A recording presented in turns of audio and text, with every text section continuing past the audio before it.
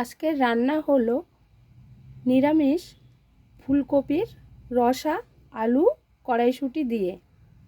তো প্রথমে আমি ফুলকপিটা এরকমভাবে কেটে নিয়েছি বড় বড় করে। এখন আমি এটা গরম জলের মধ্যে নুন দিয়ে ভালো করে এটা ভাপিয়ে জলটাকে ফেলে দেব। তো পুরো ভিডিওটা দেখতে থাকুন কিভাবে রান্নাটা হচ্ছে। এখানে আমি জল বসিয়েছি, এখানে নুন দিয়েছি জলে, জলটা গরম হয়ে গেছে। তো এখন আমি ফুলকপিগুলো গরম জলের মধ্যে দিয়ে দিচ্ছি। এটা গরম জলে ধুয়ে নিলে খাওয়ার পরে গ্যাস হয় না, আর ছোট ছোট যে পোকাগুলো থাকে ওগুলোও চলে যায়। তার জন্য এটা ভালো করে গরম জলে একটু ভাপিয়ে নিয়ে ফেলে দিতে হবে। ফুলকপিটা কিন্তু গরম জলে ভাপানো হয়ে গেছে। এখন জলটাকে ঝরিয়ে নেব, তারপরে এটা ঠান্ডা জলে ধুয়ে নেব কল থেকে।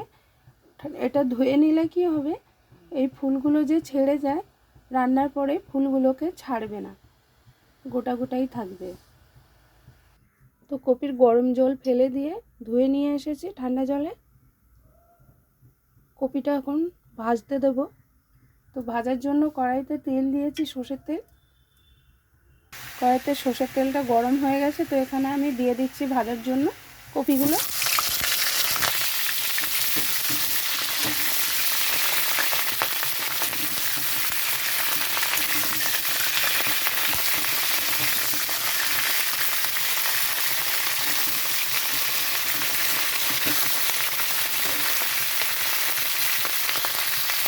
এখন আমি কপিটা চাপা দিয়ে রাখছি ভাজার জন্য, ভাজাটা নরমও হবে আর ভাজাও হয়ে যাবে।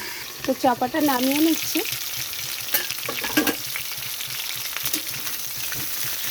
গ্যাসটা কমিয়ে চাপা দেবে না, গ্যাস বাড়ানো অবস্থায় চাপা দিতে হবে। তা না হলে গ্যাসটা যদি কমিয়ে রেখে ভাজা হয় তাহলে গলে যাবে।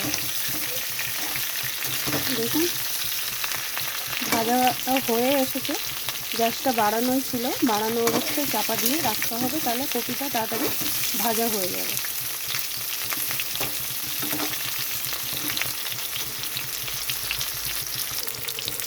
কপিটা ভাজা হয়ে গেছে।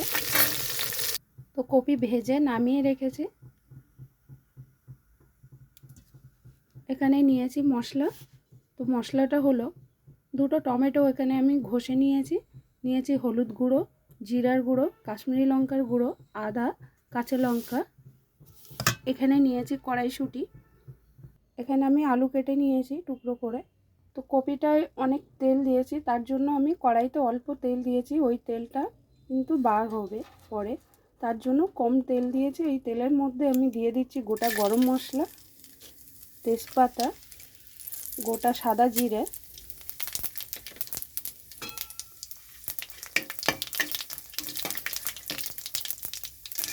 তো এখানে আমার মশলাটা একটু ভাজা হয়ে গেছে। এখানে আমি দিয়ে দিচ্ছি আলু।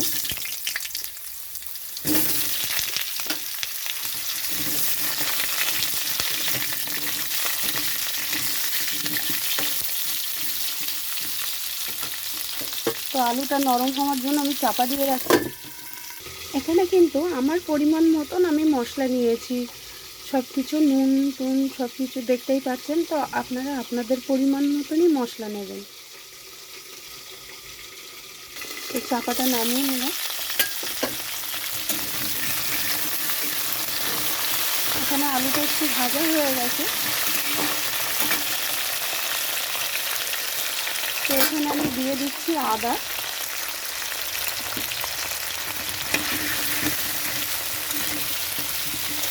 আলু ভাজার সঙ্গে আদাটাও কষা হয়ে যাবে, ভাজা হয়ে যাবে ঠিকঠাক।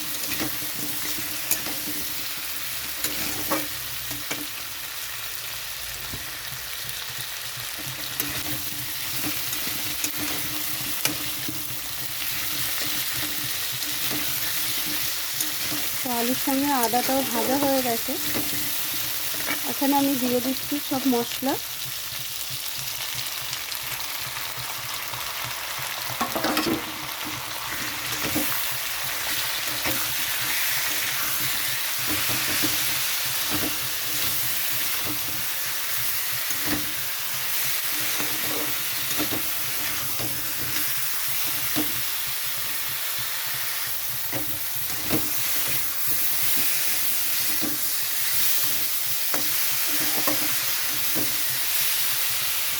মশলাটা ঠিকঠাক কষানোর জন্য এখানে আমি জল দিয়ে দিচ্ছি।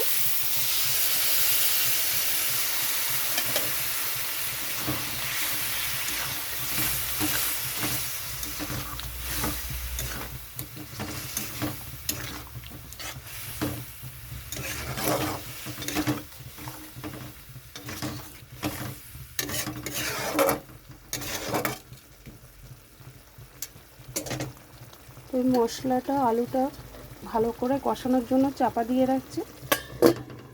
তো চাপাটা নামিয়ে নিচ্ছে। গ্যাসটা কমিয়ে চাপা দেওয়াতে দেখুন মশলাটাও ঠিকঠাক হয়ে গেছে, আলুটাও সিদ্ধ হয়ে গেছে। কিছুক্ষণের জন্য এরকম চাপা দিয়ে রাখবেন, দিয়ে আলুটাকে নরম করে নেবেন, কারণ ফুলকপি তো ভাজাই আছে। ফুলকপিটাও বেশি নরম, আর এর মধ্যে দিলে আলুটা সিদ্ধ না হলে ফুলকপিটা পুরো গলে যাবে। তার জন্য আলুটা ঠিকঠাক করে সিদ্ধ করে নিতে হবে এরকমভাবে। এখানে আমি একটু অল্প পরিমাণে মিষ্টি দিয়ে দিচ্ছি, আপনারা চাইলে বেশি দিতে পারেন। এখানে আমি দিয়ে দিচ্ছি কড়াইশুঁটি।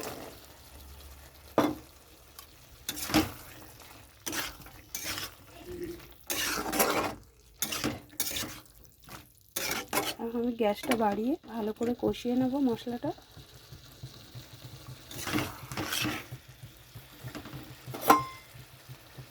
তো এখানে আমি জল দিয়ে দিচ্ছি আরও একটু, মশলাটা ঠিকঠাক আরও কষানোর জন্য।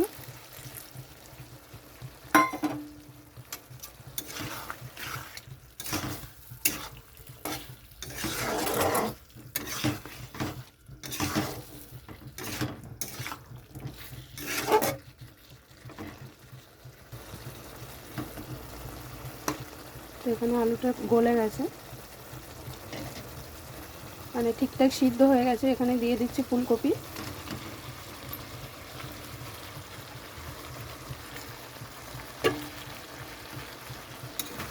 তো আলুটা ঠিকঠাক সিদ্ধ হওয়ার পরেই ফুলকপিটা দিতে হবে।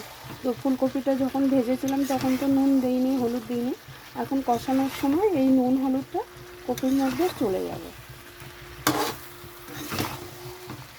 আগের থেকে নুন আর হলুদ দিয়ে যদি ভাজা হয় ফুলকপিটা বেশি গলে যায় আর জল ছাড়তে থাকে ভাজার সময়। তো জল ছাড়াই ফুলকপিটা ভাজতে হবে, মানে নুন ছাড়াই।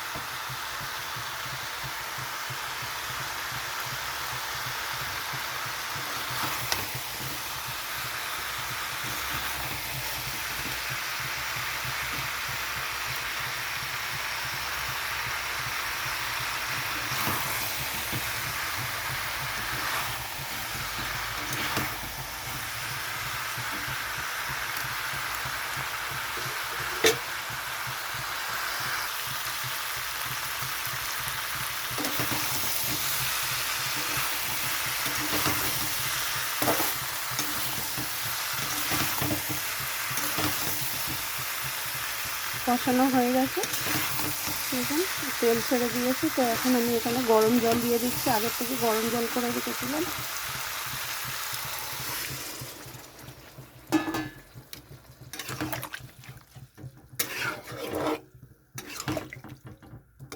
তো এখানে আমি পরিমাণ মতন জল দিয়ে দিয়েছি।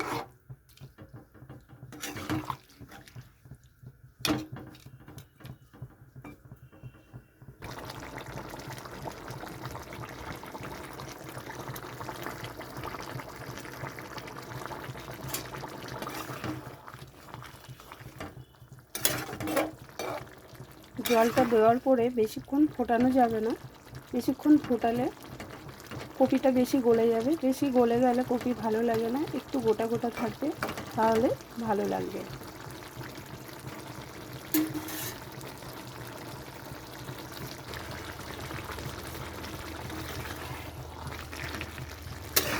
তো হয়ে গেছে।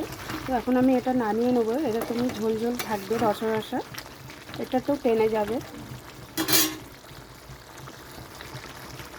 তো রান্নাটা নামিয়ে নিয়েছি। তো কেমন লাগলো কপির রসা? ভালো লাগলে অবশ্যই জানাবেন, একটা লাইক করবেন, কমেন্ট, শেয়ার, চ্যানেলটাকে সাবস্ক্রাইব করবেন।